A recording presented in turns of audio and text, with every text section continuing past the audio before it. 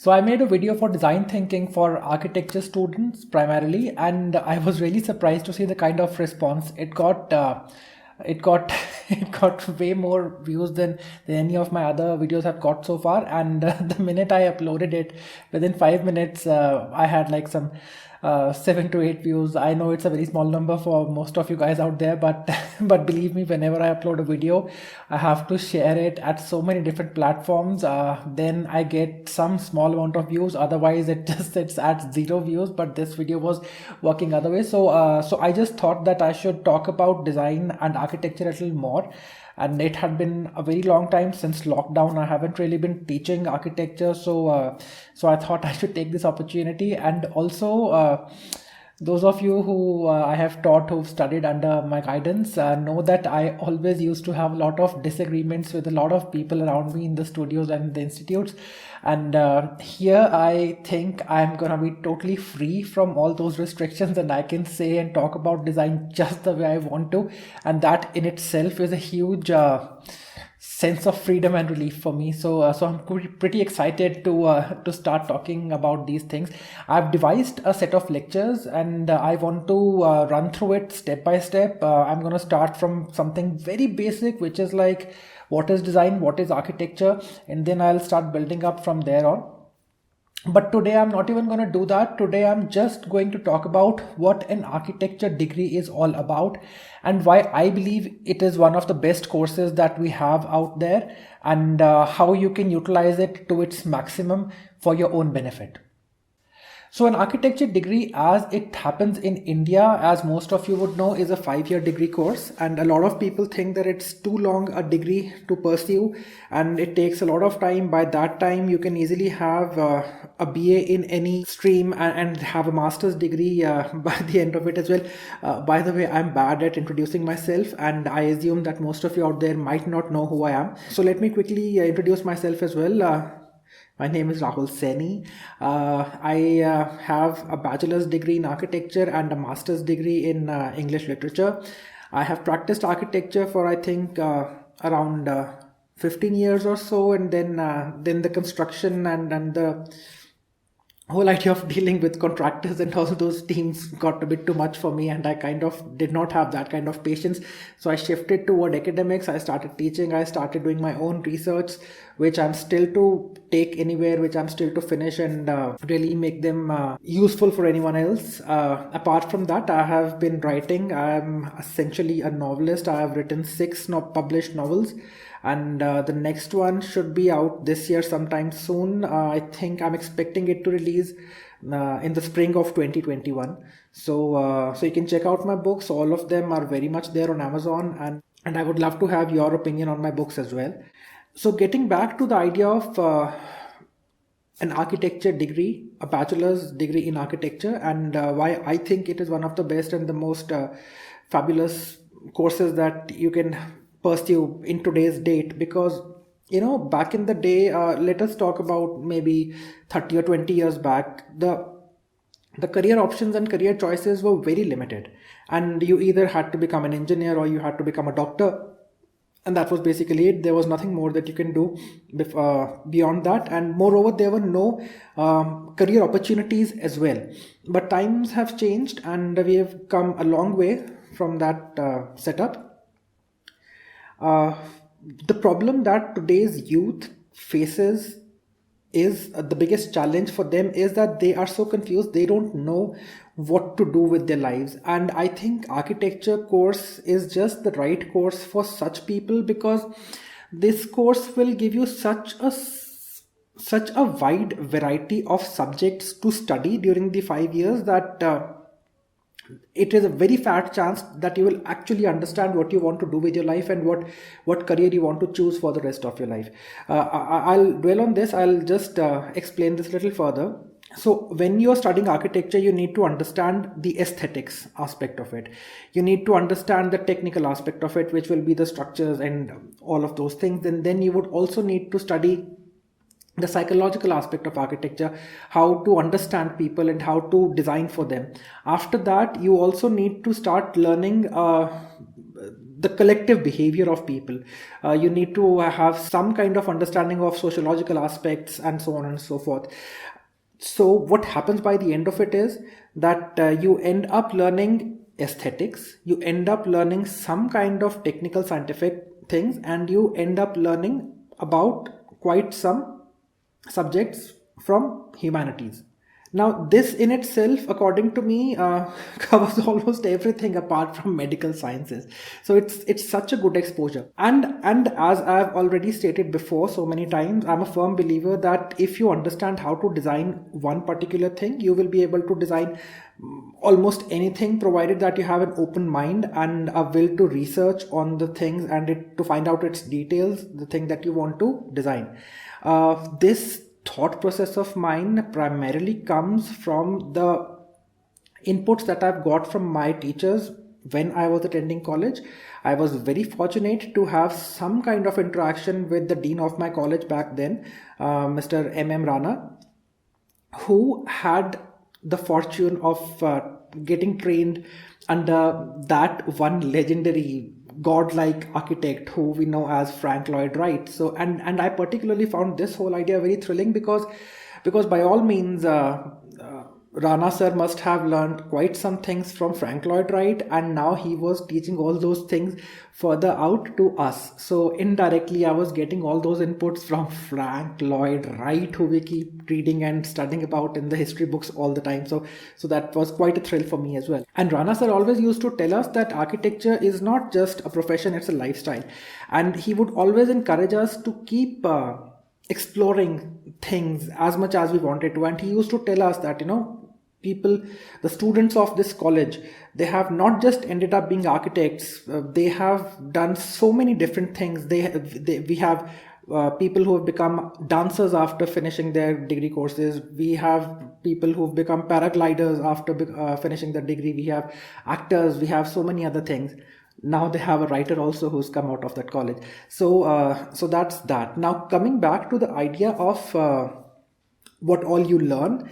So when you are learning the principle of aesthetics, okay, now those of you who are completely new to all these terms and you don't understand what aesthetics are, I'm not going to spoon feed you and explain what aesthetics means, because I just don't do things like these. And you need to stop being lazy, because you're hampering your own growth if you're behaving like this. So just go Google what aesthetics is and then come back, because you need to be active enough like this in order to be able to gain knowledge and learn and grow. So please don't be lazy when it comes to stuff like this and when it comes to learning new things and new terms.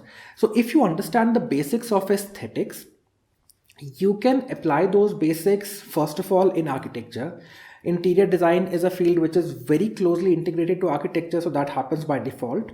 You will understand how paintings are composed, and you will be taught a lot of mediums in architecture course as well, like how to use watercolors and how to use pastels, charcoal pencils, and so on and so forth.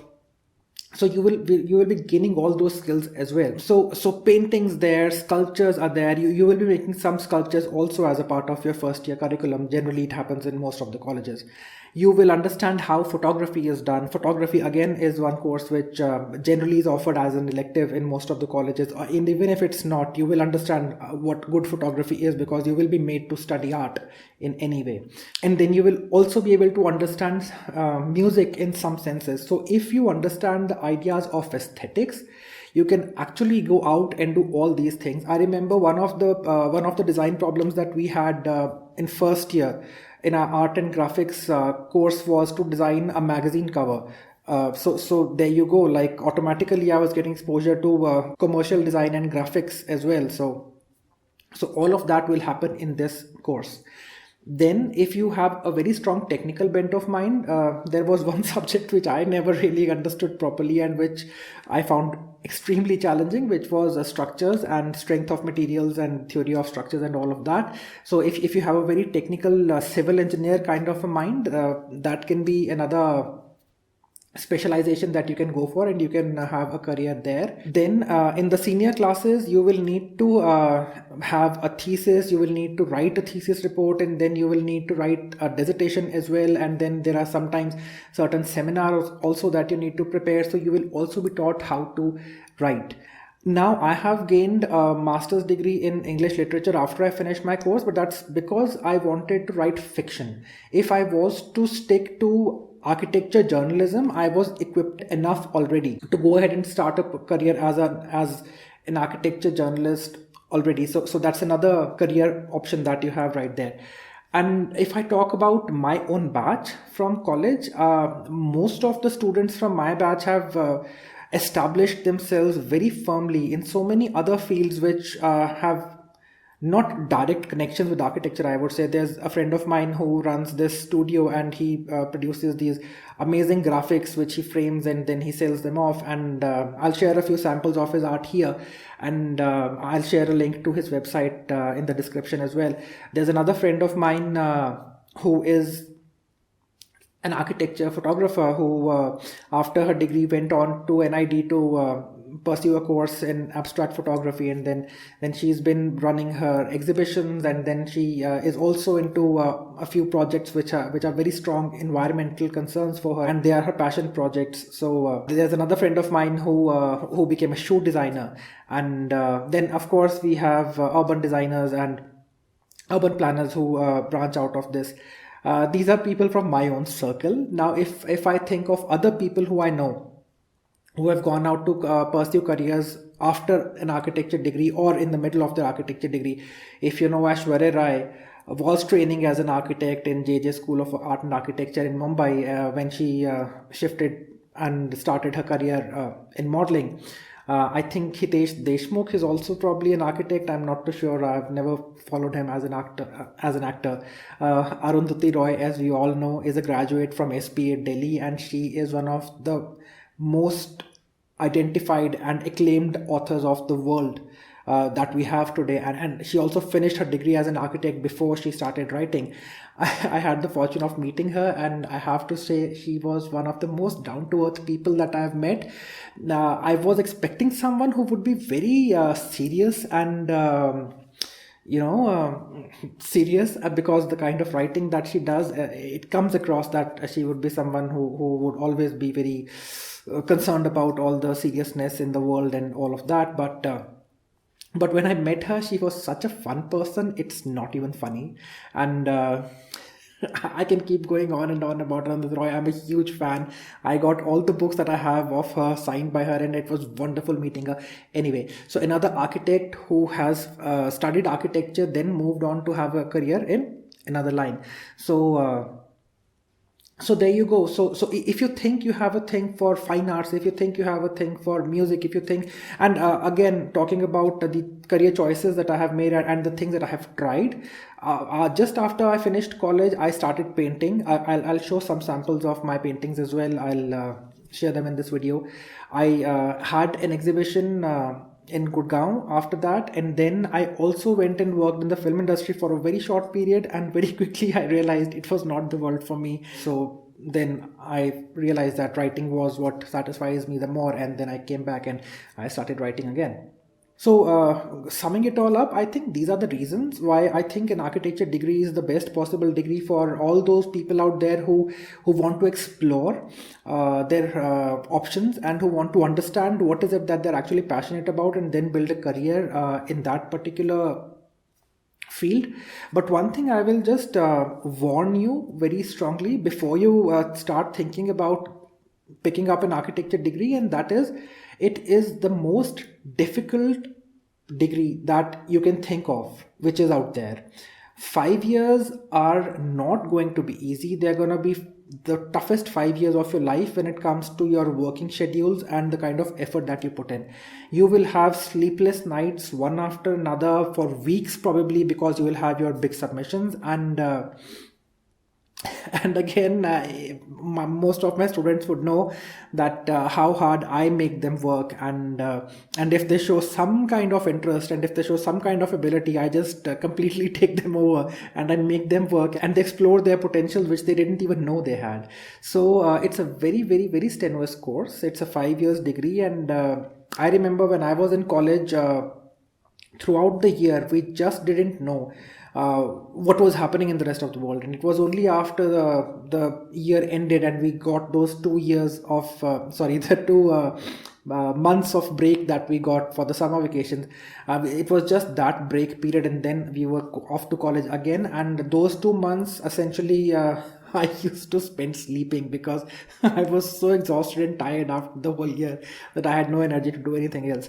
So that's what it is. And these are the reasons I think that you can look at picking up an architecture degree and see how it works for you, and if you really want to get into it or not. You can become an environmentalist, you can become a sociologist, you can get into conservation, you can become architecture historian. The list is endless practically. So there's a lot that you can pick up, and it really has a very rich syllabus and curriculum to offer you. I hope you enjoyed watching this video, and I hope it was helpful to you. And next time on, I'll be making videos which will be more technical and specific in their nature. So just wait for that. And in case you have any queries, any question, any subject on which you want me to elaborate on, drop them in the comments down below. So I will either try to incorporate the answers in the upcoming video, and in case I think it needs a dedicated session, a dedicated video, I will make a fresh, different, dedicated video for that particular subject or topic. So hope to see you again, guys. Cheers.